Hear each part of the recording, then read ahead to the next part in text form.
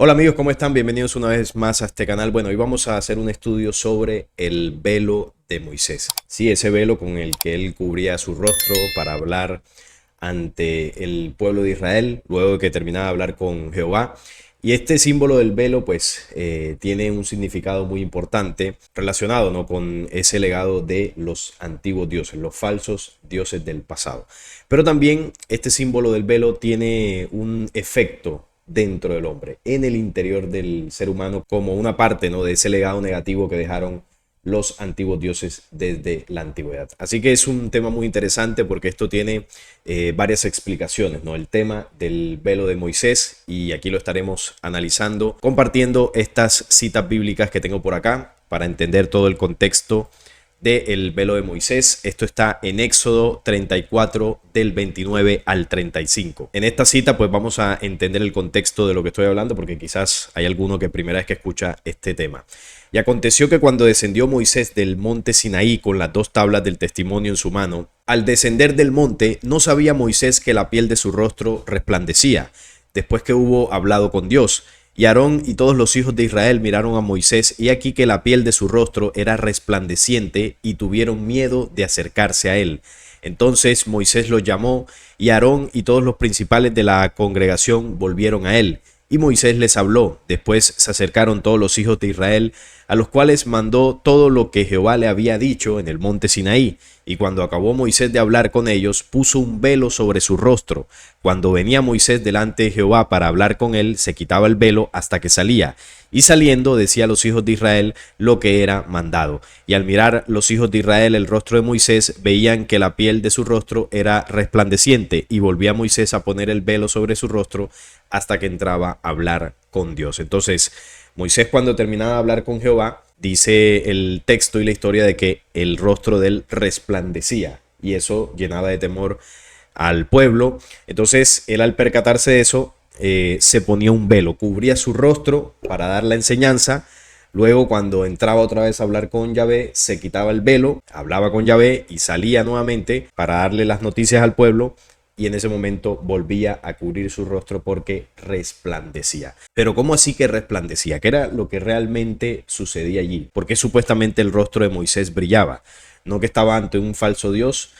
¿Cómo es posible que tuviese esa reacción lumínica si era ante un ser reptil oscuro?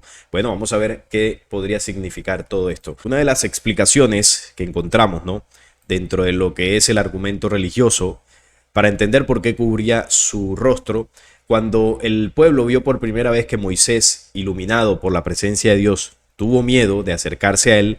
Por esto sería fácil suponer que Moisés estaba poniendo un velo sobre su rostro porque no quería que el pueblo fuera abrumado por la luz de Dios. Pero una consideración cuidadosa de esa posibilidad revela un problema lógico.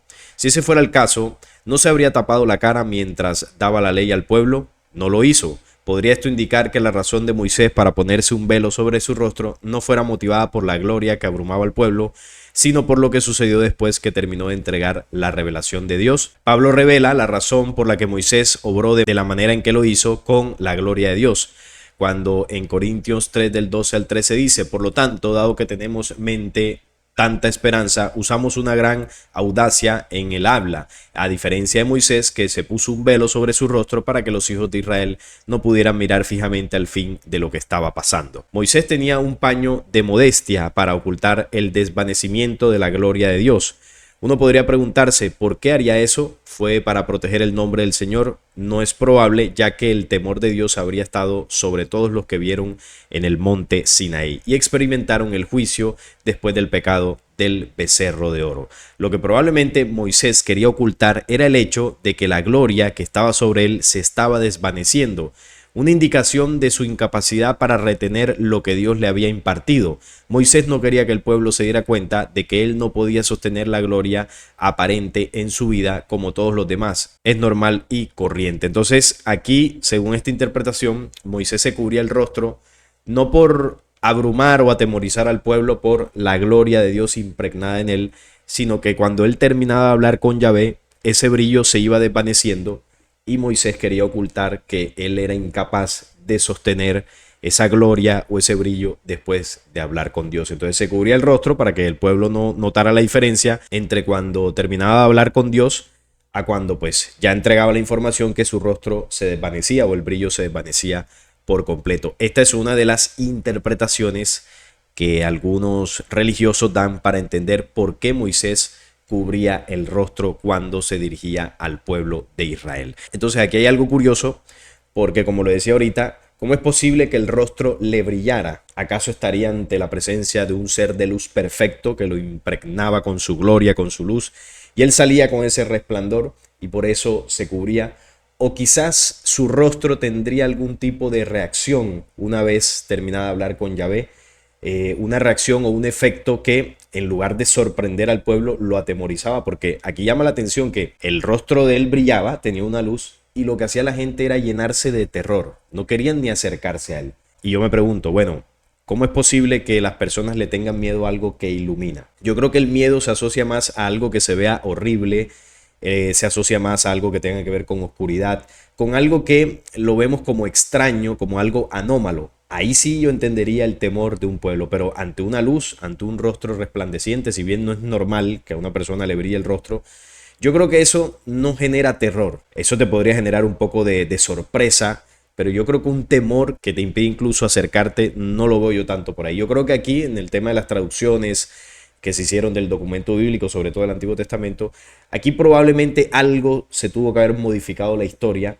porque quizás lo que se veía en el rostro de Moisés era algo diferente a una luz. Esto ya es una interpretación mía, por supuesto, pero cuando se hace el análisis lógico, pues podríamos llegar a pensar eso, ¿no? No cuadra mucho de que la gente se asuste por una luz. Ahora, si el texto dijera, no, el rostro de Moisés se desfiguraba, o el rostro de Moisés se ponía de otro color, o el rostro de Moisés se le pegaban algunas cosas raras, bueno, cualquier cosa que distorsionara el rostro de Moisés entendería el miedo, pero una luz, ahí la cosa es como rara. Aquí quizás lo que pasaba era que había una reacción en el rostro de Moisés, había algún efecto, algo que sucedía en su cara al estar en la presencia de este ente biológico extraterreno. Algo que la gente no podía ver o no le gustaba ver y él se cubría el rostro. De hecho, estos señores, los falsos dioses del pasado, cuando se les construían templos o los tabernáculos, como en el caso de Yahvé, que lo que primero pidió fue un tabernáculo, ellos se cubrían en un lugar del tabernáculo y ese lugar estaba cubierto por velos, por unas cortinas, estaba completamente velado para que nadie pudiese ver a la deidad que estaba ahí escondida o que estaba ahí en ese lugar. Esto era muy común y pasó en muchas de las culturas, los relatos como los dioses se escondían detrás de velos, de cortinas, y solo el gran sacerdote podía tener acceso a esa zona o podía tener acceso a ese lugar. Luego de eso, los sacerdotes, porque esto no solamente fue Moisés, se colocaban velos en su rostro o incluso se tapaban con las manos, se tapaban el rostro para que la gente no viera el efecto que tenía al estar en la presencia de la deidad. Esto era común, esto no es solo en el caso de Moisés. Entonces aquí quizás había algún tipo de efecto en la cara de los sacerdotes que la gente no podía ver. Cualquier interpretación podría ajustarse, pero lo cierto es que el tema de que salía brillando y la gente se asustaba no cuadra mucho. De hecho, hay una película que lo grafica, que es la película 10.000 antes de Cristo, quizás muchos se la habrán visto, y ahí se muestra cómo el Dios, el supuesto Dios, se oculta en su tabernáculo o en su templo detrás de unos velos, y solo hay un sacerdote que es el que se comunica con él y él traslada la información al pueblo. Es muy parecido a lo que hacía Moisés. Y ese velo obviamente era para cubrir el aspecto horroroso que tenían estos entes biológicos extraterrenos, de razas regresivas, reptiles, eran unos monstruos sedientos de sangre, por eso el tema de los sacrificios, y se ocultaban de la vista del pueblo. Y solo Moisés, en este caso, podía hablar con él cara a cara. Entonces, esa es la explicación que yo le podría dar al tema del velo y del por qué se cubría y obviamente porque Yahvé se escondía detrás de las cortinas, como lo vemos acá. Si vamos al Éxodo 27:21 dice, en el tabernáculo de reunión, que esto fue lo primero que Yahvé mandó a construir para la adoración a este falso Dios, en ese tabernáculo de reunión, afuera del velo que está delante del testimonio, que era donde pues se escondía Yahvé, donde dormía de pronto. Los pondrá en orden Aarón y sus hijos para que ardan delante de Jehová desde la tarde hasta la mañana. El sacrificio, ¿no? Como estatuto perpetuo de los hijos de Israel por sus generaciones. Entonces, ¿qué hacían aquí? Estaba el testimonio o el lugar santísimo, que era donde habitaba la deidad. Luego, para tapar la entrada a ese lugar, ponían unas cortinas, el velo, y justo al lado del velo se colocaba el sacrificio. Ahí se hacía arder el sacrificio en fuego, se sacrificaban los animales y todo ese olor, toda esa energía, toda esa sangre que estaba ahí, obviamente pues Yahvé de primera mano la consumía, lo absorbía, era de deleite y de placer para él, ¿no? Olor grato a Yahvé. Por eso dice acá, para que ardan delante de Jehová desde la tarde hasta la mañana. Ahí él se regocijaba con ese sacrificio. En Levítico 4:6 dice: y mojará el sacerdote su dedo en la sangre, todo el ritual que hay en el Levítico, que parece pues un ritual satánico, y rociará de aquella sangre 7 veces delante de Jehová hacia el velo del santuario. Entonces, ¿qué hacían ellos? Tomaban la sangre, la untaban en sus dedos o también tenían algún tipo de artefacto, como hacen los sacerdotes hoy en día cuando rocían el agua bendita, ¿no? Que la empiezan a tirar hacia la gente. Bueno, eso se hacía en aquella época, pero con la sangre. Untaban la sangre y rociaban 7 veces el santuario ahí, el velo donde estaba Yahvé, y bueno, y recibía toda esa energía, toda esa sangre para su placer y su alimento. Y el tema de 7 veces, esto tiene todo un ritual, una cabalística, esto no es casualidad, el número de veces, los números, ya sabemos cómo funcionan todas estas cábalas y todas estas ciencias nigrománticas. También en Levítico, y dijo Jehová a Moisés: di a Aarón tu hermano que no en todo tiempo entre en el santuario detrás del velo, delante del propiciatorio que está sobre el arca, para que no muera, porque yo apareceré en la nube sobre el propiciatorio. Entonces ahí le dijo a Moisés: dile a tu hermano que no entre tanto porque va a morir. El día que yo me canse y lo vea por ahí, lo voy a tomar como desayuno. Entonces hasta los mismos sacerdotes debían tener cuidado para no sobrepasar los límites de la paciencia de Yahvé. Aquí vemos el tabernáculo. Era más o menos así.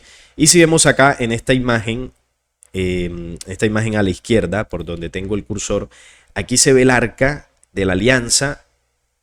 Aquí es donde estaba todo el tema del sacrificio. Y aquí vemos una cortina roja. Este es el velo que cubría el lugar santísimo. Aquí lo vemos también. Aquí está el sacerdote con el tema del sacrificio. Aquí detrás estaba el arca de la alianza, que era donde Yahvé descansaba. Y aquí están las cortinas. Las cortinas para que no pudieran ver a la deidad. Esta que vemos acá también con las cortinas moradas. Aquí se entraba, aquí estaba el sacrificio, y detrás de estas cortinas que están al fondo estaba el lugar santísimo donde moraba Yahvé. Esa era la estructura del tabernáculo, dividida en cortinas, el velo. Ese era el velo que cubría a Yahvé. Pero este tema del velo, como le decía, además de ser un legado de los dioses, un legado astuto para cubrir su identidad. Esto era para cubrir su identidad, no pensemos que esto era, no, el velo santísimo, no, esto lo hacían para cubrirse porque eran feos, eran horribles, eran reptiles. Entonces, claro, necesitaban taparse, y Moisés y los sacerdotes en otras culturas cubrían su cara porque habría alguna reacción negativa luego de que ellos estaban en la presencia de estos dioses, para cubrirse el rostro, para no asustar al pueblo. Todo esto era para encubrir, para tapar. No había nada de santidad en esto. Además de esta tradición, de este legado, ¿no?, de las artimañas que hacían para esconderse, también hay un efecto dentro del ser humano. Y esto tiene que ver con ese legado oscuro de las leyes que ellos enseñaron desde el pasado, que comenzaron a enseñarles a la humanidad y que como humanidad comenzamos a practicar. Y eso comenzó a dejarnos una herencia negativa en nuestro pensamiento, en nuestro comportamiento, en nuestras emociones, pero también en nuestra genética. Hay una memoria celular que ha sido grabada por la humanidad y que se ha ido trasladando desde el tiempo de la influencia de los seres oscuros, de los dioses oscuros, hacia las futuras generaciones. Aquello que hemos mencionado aquí de la manipulación genética, ellos obviamente intervinieron la genética humana y esa información genética negativa se fue trasladando en los tiempos. ¿Qué hay dentro de esa información genética que ellos dejaron? Bueno, por ejemplo, el tema de la venganza, el tema de la guerra, el tema de la infidelidad, el tema de los vicios, el tema del odio. Bueno, todo el comportamiento que, por ejemplo, nosotros vemos en Yahvé, cómo actuaba de forma negativa, eso se lo enseñó a la humanidad. Entonces, las leyes que están en el Antiguo Testamento, muchas de ellas, pues, las ha replicado toda la humanidad, como la venganza, por ejemplo. Entonces, eso se va heredando genéticamente, estos comportamientos se van heredando a futuras generaciones y eso se ha convertido como en el velo que cubre la célula o la memoria celular y que no permite que la memoria celular original de la humanidad aflore, que la genética original de la humanidad aflore. Entonces, ¿qué significa todo esto? Vamos a verlo acá. Por acá tenemos las células. Nosotros pues tenemos miles de millones de células en todo nuestro cuerpo y la célula es, bueno, el componente o la unidad estructural más pequeña del cuerpo. Es la sustancia de materia primordial más pequeña y organizada de la creación. La célula es un ser inteligente, un ser vivo. Está compuesta por citoplasma, membrana celular, ribosomas y nucleótido. Aquí en el nucleótido es donde está el código genético. Ahí es donde se guarda la información. Entonces, cuando hablamos de manipulación genética, obviamente estamos hablando de que hay una influencia en la célula y en la información central que esta guarda. Ahora, si estamos llenos de células por todos lados, con una parte de la información genética manipulada o una información genética negativa, entonces se entiende en muchas ocasiones el comportamiento errado de la humanidad. Las células piensan, pero no igual que el cerebro, sino que sienten, pueden hacernos incidir en una acción, hacen la voluntad que ellas quieren. Es decir, la célula es un ser vivo independiente, tiene vida propia. Entonces, ella actúa bajo la información que tiene guardada como memoria, al igual que nosotros. Nosotros cómo pensamos y actuamos con lo que tenemos grabado, con lo que usted aprendió en su entorno desde que estaba pequeño, igual las células. Entonces, si la célula tiene una información negativa que tiende a un vicio, por ejemplo, al alcohol, eso obviamente va a incidir en el cuerpo físico, que obviamente está compuesto de todas estas células que piden a gritos ese vicio que usted tiene con el alcohol. Entonces, escuchamos términos como que tengo abstinencia o el cuerpo me lo pide, o me siento enfermo si no consumo este vicio. Esos síndromes de abstinencia, por ejemplo, que tienen personas que tienen vicios muy delicados con alucinógenos y muchas otras sustancias, eso es la reacción celular a la abstinencia del vicio, del alimento que la célula está pidiendo. Entonces, claro, en muchas ocasiones actuamos conforme a lo que pide nuestro cuerpo y son los millones de células gritando por esa sustancia química a la cual usted las ha hecho adictas. Entonces se entiende por qué las células pueden incidir en nuestras decisiones de acuerdo a lo que se les haya guardado. Si es algo positivo, pues vamos a actuar correctamente, y si es destrucción, pues esto nos irá llevando al vicio. Por eso es tan complicado dejar un vicio, porque no solamente es lo que usted ha consumido, sino que eso que usted consumió se queda guardado como memoria y las células comienzan a hacerse dependientes de la sustancia química que se genera de ese placer quizás que usted puede sentir consumiendo algo, ese vicio. Entonces, esta membrana celular está compuesta por receptores y en esos receptores se adhieren los aminoácidos que son producidos por el hipotálamo, que se derivan de la emoción que usted está teniendo con el vicio. Eso genera unos químicos en la sangre y la célula se vuelve adicta a esos químicos. Entonces comienza a pedirlos. Por eso incide en nuestras decisiones. Entonces usted llega un momento que dice, no, ya yo no quiero más esto para mi vida, pero termina cayendo porque tiene millones de células pidiéndoselo. Y usted ahí pues se puede ver doblegado en su voluntad. Esto ya yo lo he explicado muchas veces acá, el tema de cómo se graban los vicios y cómo dejarlos. Porque así como podemos grabar esa memoria negativa en nuestras células, también podemos limpiarlo. Ahí para que se entienda cómo la célula es un organismo que graba nuestra información de lo que vamos haciendo todos los días y usted la puede llenar de información negativa o también de información positiva. La célula tiene 7 dimensiones o un cuerpo celular donde la memoria se va grabando de acuerdo a la vibración correspondiente a cada cuerpo. Es decir, si usted es una persona que alimenta su célula de reacciones químicas correspondientes a la carne, a lo físico, se van a guardar en esta capa celular llamada carne. O el tema de los fluidos, toda la memoria de los fluidos se guardan aquí, la parte mental, la parte de conciencia, bueno, toda una serie de información que se guarda desde lo físico, químico en esos fluidos, pero también a nivel energético. La célula también graba a nivel energético, no solamente lo físico. Estos tienen como función estos 7 cuerpos que se accionan para grabar las memorias correspondientes de cada acción del hombre, de su vida y actividad de aprendizaje. Entonces miren que nada es casualidad. 7 veces pedía a Yahvé que se rociara con sangre el velo allí en el tabernáculo.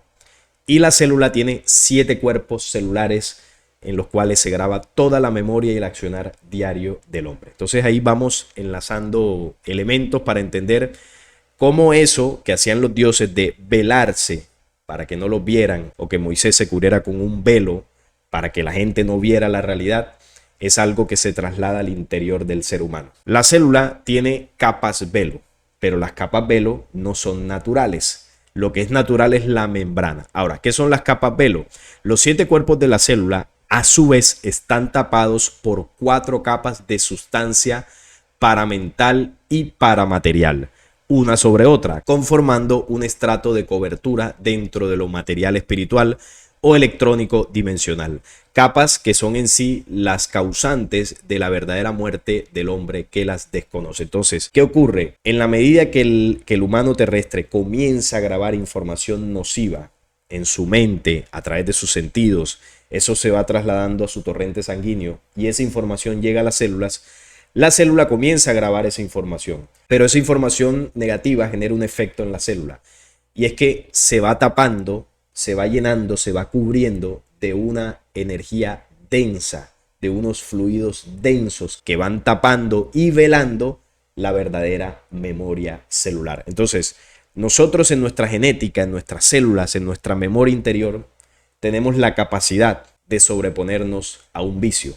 Ahí está la memoria que nos indica el camino correcto de la ley. Pero ¿qué ocurre? Si yo comienzo a consumir esa sustancia, esa memoria del vicio va a ir cubriendo y va a ir tapando la memoria original que yo tengo por dentro, que precisamente me ayudaría a corregir el camino. Pero como la estoy tapando a diario de la información negativa, la memoria original se va velando, se va cubriendo por una espesa nube energética, química, que no deja fluir la información hacia el exterior de la célula. La célula se tapa y queda aislada. Lo natural es que nuestras células se comuniquen entre todas ellas. Hay una comunicación celular y esa comunicación celular permite esa fuerza interior, esa voz interior que guía al ser humano en sus decisiones. Lo guía por el buen camino. Pero ¿qué pasa? Si yo empiezo a llenarme de vicio, de errores, las células se van tapando, y no solo una, todas al mismo tiempo. Y ese velo que las cubre comienza a incomunicarlas. Entonces ya no hay comunicación celular. Hay una división celular, hay una división interna en el hombre, y la voz que nos guía no es la memoria original de la ley verdadera que está dentro del hombre, sino que ya comenzamos a ser impulsados por el vicio que hemos grabado en las células. Entonces la célula se tapa, se vela para que no podamos acceder a la información verdadera. Entonces Moisés cubría el rostro para que en ese momento las personas no vieran el efecto horroroso que tenía él en el rostro después de hablar con Yahvé, y Yahvé y los dioses de la antigüedad se ocultaban detrás del velo para que las personas no vieran a los reptiles que estaban ahí escondidos. Entonces, ¿qué es lo que hace el velo? ¿Cuál es la función del velo? Tapar la verdad, para que no salga esa luz y la humanidad se dé cuenta. Y eso es lo que ellos hacen dentro de nuestras células. Estas 4 capas esconden la verdadera síntesis del pensamiento humano. Eso es lo que están ocultando, el verdadero pensar celular, el que hasta ahora en toda la humanidad no es claro porque actúa desde abajo de los primeros mantos. Por lo tanto, el pensamiento en estos mantos es perfectible de todos los errores, y estos programan la actividad baja filosofal emocional del hombre. Entonces, mientras nosotros seamos influenciados por ese pensamiento del velo que cubre la célula, ahí es donde está el error, porque estamos pensando a nivel celular con la memoria oscura que hemos grabado durante toda nuestra vida. Entonces, esas capas se conocen como exactamente, ajuste, viscosa y senegal. Ese es el nombre en símbolo, ¿no?, que tienen estas 4 capas que se cubren por esa memoria densa. Y lo que cubren estas 4 capas a nivel energético, no a nivel dimensional, es la membrana celular. Luego está pues lo que es el citoplasma con los ribosomas, y terminan taponando el núcleo. ¿Y qué hay en el núcleo? El código genético original de la humanidad. Ahí hay información, porque la genética es información. O sea que no tenemos acceso a la información original y terminamos comportándonos más bien es con la información que grabamos y que se graba alrededor de la célula, la que lo cubre. con la información velo, las capas velo de la célula no nos permiten acceder a la verdadera esencia. Ese es el legado que los antiguos dioses nos dejaron. Eso es lo que significa el velo de Moisés, el velo del Antiguo Testamento.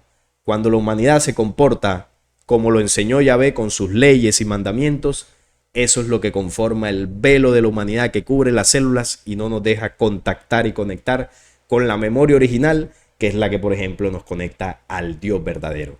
El falso Dios veló el entendimiento de la humanidad para que no conozcamos al Dios verdadero, al Dios de la vida, a las leyes universales. Y este es el mecanismo que se los he mostrado muchas veces. A través de los 5 sentidos, la información se graba primero como memoria a nivel mental. Esas memorias se activan a través del pensamiento. De esos pensamientos se derivan emociones que terminan trasladándose a nivel químico. A través de la pituitaria y el hipotálamo se inyectan aminoácidos o péptidos al torrente sanguíneo. El corazón sella la información y la envía a todos los millones de células.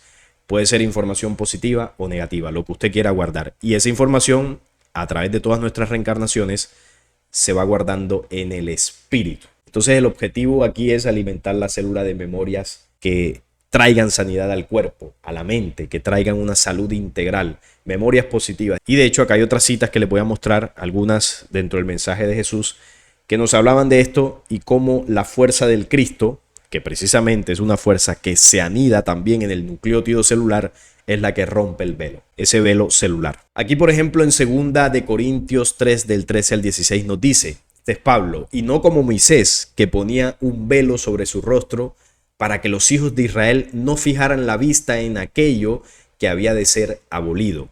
Pero el entendimiento de ellos se embotó, como el entendimiento de nosotros en general como humanidad está embotado. ¿Por qué? Porque nuestras células tienen el velo de Moisés. Porque hasta el día de hoy, cuando leemos el Antiguo Testamento, les queda el mismo velo no descubierto. ¿Cuántas veces hemos leído el Antiguo Testamento? Para poner solo el ejemplo de la Biblia, porque cuando hablamos del entendimiento es en general. No entendemos nuestras propias emociones, no entendemos las cosas que nos pasan, no interpretamos nuestra propia vida, no podemos entender al otro. Eso es un entendimiento embotado por el velo. Pero para poner el ejemplo solamente del tema del falso Dios, ¿cuántas veces lo leímos y nunca pudimos ver la realidad? ¿Por qué? Porque teníamos el velo, o aún lo tenemos. Entonces dice que ese velo por el Cristo es quitado. ¿Y quién es el Cristo? No, hay que rezarle a nuestro Señor Jesucristo para que nos ayude. No, el Cristo es la memoria de la ley original que está en el nucleótido de la célula. Y por esa memoria se puede contrarrestar la información que ha velado la célula. Pero ¿cómo accedemos a eso? Hay que limpiar la célula. Empezando por los sentidos, limpiando lo que grabamos, limpiando nuestras memorias a nivel mental, nuestra mente. Y eso, en la medida que lo hagamos, cada día, cada momento, eso por causa y efecto va a limpiar nuestra célula. Porque así fue que la ensuciamos. Y si así la ensuciamos, pues hay que hacer lo mismo, pero al contrario. Entonces, al limpiarse la célula, vamos a tener mayor acceso a la memoria celular, al nucleótido de la célula, que es donde está la memoria de la creación. Por el Cristo es quitado. Y aún hasta el día de hoy, cuando se lee a Moisés, el velo está puesto sobre el corazón de ellos. Eso es cierto. Cuando se lee a Moisés, no se puede entender la manipulación que hay ahí en el Antiguo Testamento. Pero cuando se conviertan al Señor, el velo se quitará. ¿Qué es convertirse al Señor? ¿Ir a la iglesia? No, convertirse al Señor es grabar en nuestro diario vivir memorias conectadas a la vida. Eso comienza a ser el proceso contrario, se limpia la célula y ahí usted comienza a forjar una condición de Cristo interior. No porque usted se convierte en un santo, sino que ya usted comienza a nutrirse de una información diferente.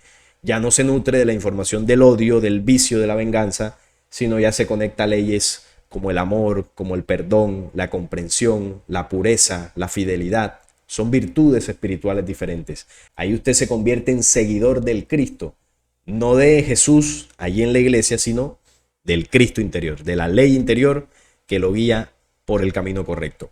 Si vamos a Isaías, Isaías dice lo siguiente, Isaías 29:10, porque Jehová derramó sobre vosotros espíritu de sueño y cerró los ojos de vuestros profetas y puso velo sobre las cabezas de vuestros videntes. Miren lo que denuncia Isaías de lo que hizo Yahvé. Derramó sobre vosotros espíritu de sueño, adormeció a la humanidad. cerró los ojos de los profetas y puso velo sobre las cabezas de vuestros videntes. Es decir, colocó un velo sobre la humanidad, un velo de engaño. Pero acá en Isaías 25, del 6 al 7, dice lo siguiente, y esta es una de las confusiones cuando se leen a los profetas mayores del Antiguo Testamento, porque dicen, pero ellos hablaban de Yahvé o hablaban del Dios verdadero.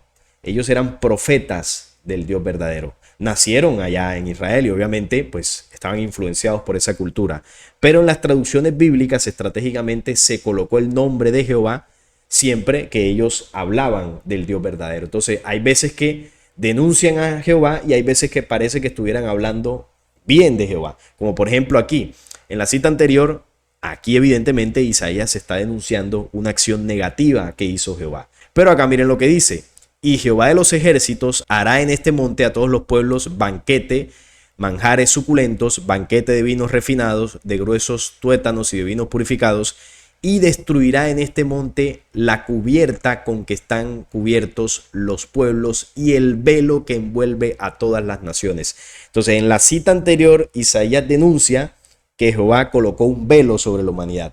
Y en esta cita dice que Jehová salvará a la humanidad porque le quitará el velo que envuelve a las naciones. Entonces, ¿en qué estamos? O Jehová lo pone o Jehová lo quita.